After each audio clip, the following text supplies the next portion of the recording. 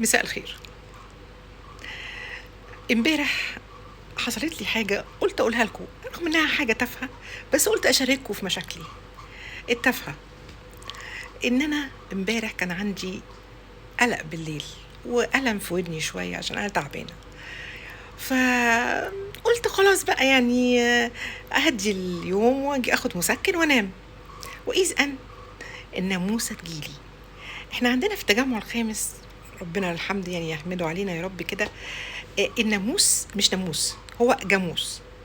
هو رجله قد الكوز يعني بجد، يعني انا نفسي اعمل له شعر بجد يعني.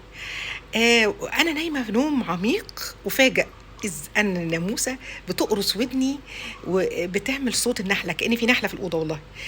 والقرصه انا قرصتني والله العظيم، انا كأني بالظبط خدت حقنه بنج موضعي. يعني عارفين ما اعرفش بقى انتوا خدتوا بنج موضعي ولا لا.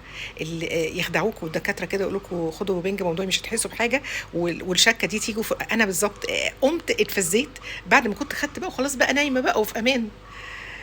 ادور على الناموسه طول الليل، قاعده ادور على الناموسه.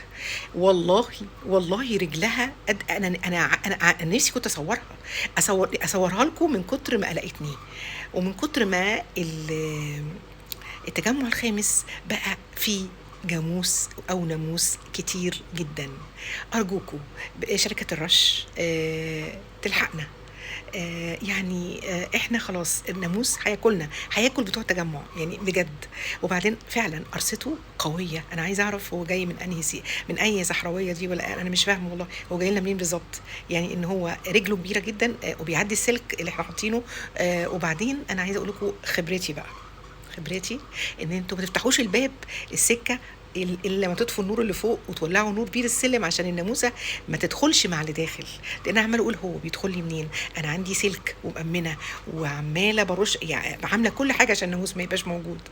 وفاجأ ان عندي ناموس وقلقني طول الليل.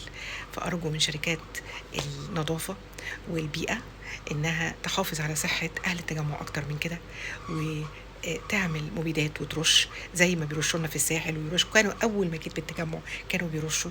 احنا في حاجه الى يعني يوميا مره الصبح ومره بالليل، عشان انتوا عارفين الامراض والحاجات اللي احنا فيها. والسلام.